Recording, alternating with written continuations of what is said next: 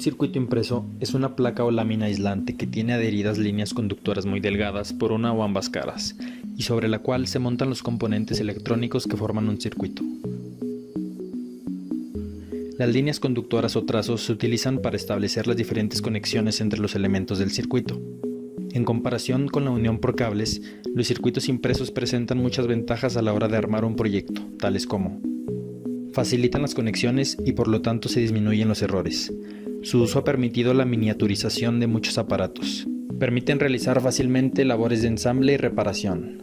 Sirven como soporte físico para los componentes y proporcionan uniformidad en las series de producción.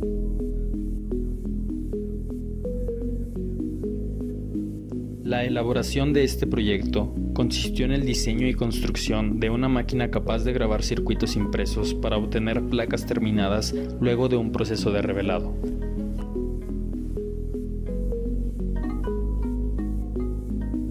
Con esto, se busca que los alumnos de la Unidad Profesional Interdisciplinaria de Ingeniería, Campus Zacatecas, cuenten con una opción más a elegir dentro de los diferentes métodos que existen para producir tarjetas de circuito impreso.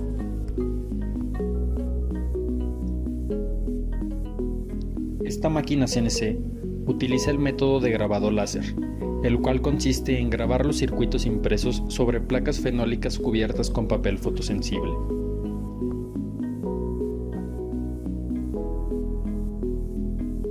Cuenta con la capacidad de establecer y variar parámetros de potencia del láser y velocidad de trazado a través de una interfaz gráfica de usuario. Estos ajustes pueden variar de acuerdo al circuito que se desee grabar, pudiendo tener velocidades desde los 50 hasta los 1400 milímetros sobre segundo, llegando a grabar circuitos incluso en menos de 4 minutos. En cuanto a la potencia, que se modula por ancho de pulso o PWM, los ajustes van de 0 a 255, siendo este el 100% de la potencia del láser. La máquina tiene la capacidad de reconocer y ejecutar archivos en formato de código G a través de la incorporación de un lector de tarjetas SD.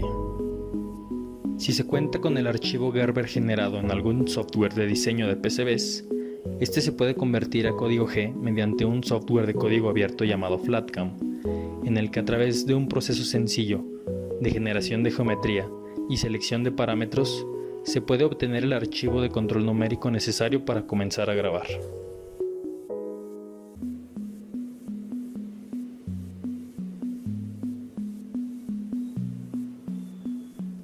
Una vez que se introduce la memoria SD a la máquina, es necesario llevar al origen al efector final, lo cual se realiza desde la interfaz gráfica.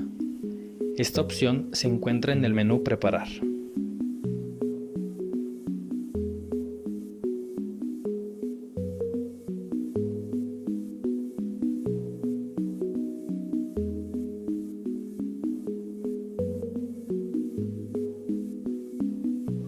Posteriormente, en el menú de memoria SD, se busca el archivo correspondiente y al seleccionarlo comenzará el proceso de grabado.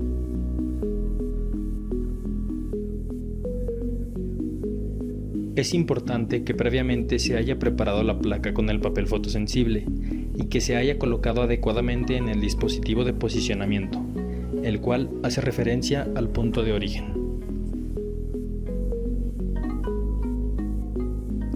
En el apartado de seguridad se cuenta con una carcasa que se compone de 3 paredes opacas y 2 más en acrílico de color rojo. Esta siempre debe estar cerrada y se abrirá únicamente para ingresar o expulsar la placa. Este acrílico permite al usuario ver el proceso de grabado sin ningún riesgo para su salud, ya que el color rojo contrarresta los efectos del haz ultravioleta del láser. Además del acrílico, la máquina cuenta con lentes de seguridad que funcionan de la misma manera que la carcasa. También se adicionó un paro de emergencia que permite apagar totalmente la máquina en caso de ser necesario por cualquier situación imprevista.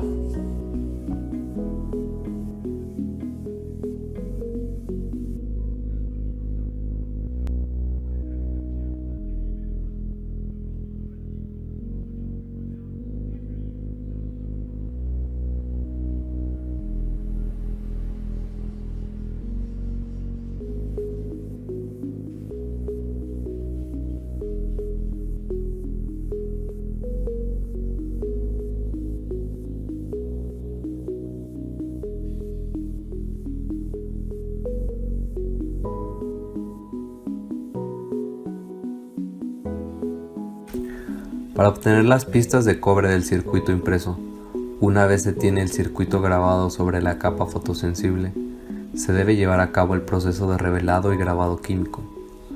Este se puede separar en 3 etapas, según la sustancia que se utilice.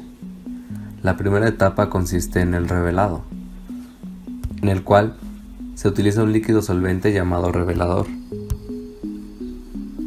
que disuelve la capa que no fue irradiada por el láser, para que la única capa fotosensible que permanezca sea la que forma el circuito. Esto se hace sumergiendo la placa grabada en un recipiente con líquido revelador y agitando suavemente, de preferencia retirando la capa que se va desprendiendo con un paño o con guantes de látex. Posteriormente, se realiza el grabado químico o etching, en el que la placa se sumerge en otro recipiente en un líquido que ataque las áreas expuestas de cobre. Este puede ser cloruro férrico, el cual debe ser activado con agua, de preferencia caliente.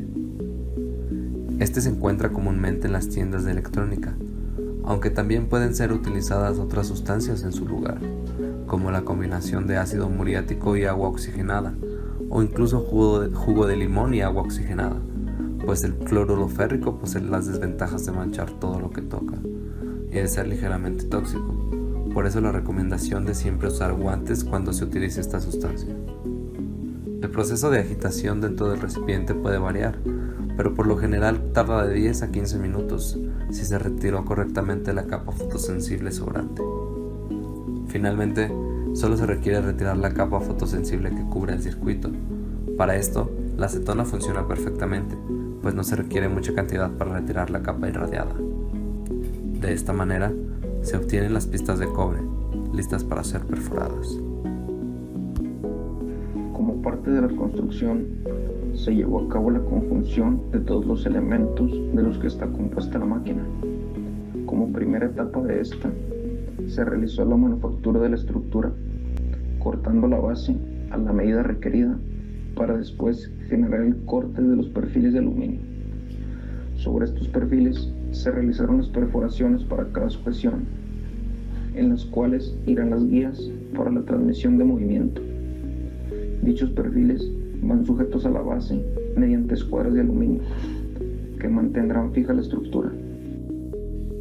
Una vez que se tiene esto, se realizó la implementación de la pieza del eje Y, mismo que es la base para las piezas del eje X, y sobre las cuales se desplazará la herramienta de trabajo.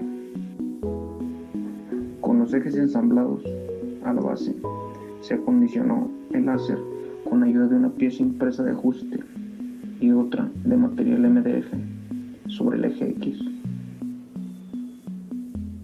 Continuando con la construcción, se añadieron los finales de carrera y a su vez, para la protección de cables, se agregó una cadena protectora, evitando enredos en los cables de la máquina. Ya definida la posición de la pantalla LCD, el ventilador, la fuente de alimentación y el paro de emergencia, se implementó un módulo electrónico para dichos componentes. Finalmente, se realizó la unión de la carcasa a la estructura, misma que se compone de 3 caras de MDF y 2 de acrílico, que permiten monitorear el proceso de grabado con seguridad. Al llegar a la finalización del proyecto, se tiene la evidencia recolectada que valida el funcionamiento de la máquina. Con base en los objetivos planteados y en los alcances definidos, se desarrolló el prototipo con el empleo de la metodología de diseño mecatrónico. Los objetivos se cumplieron integralmente, pues el objetivo general incluye a todos los demás. Así, se logró implementar una interfaz de usuario intuitiva que permite controlar parámetros, calibrar y preparar la máquina CNC para su posterior lectura de archivos para el grabado láser. En cuestión de seguridad, se construyó una carcasa para la protección tanto de la máquina como del usuario, con cubiertas de acrílico rojo semitransparentes en la parte frontal y superior de la carcasa, que se complementan con la inclusión de gafas, en caso de que se opere la máquina con la carcasa abierta.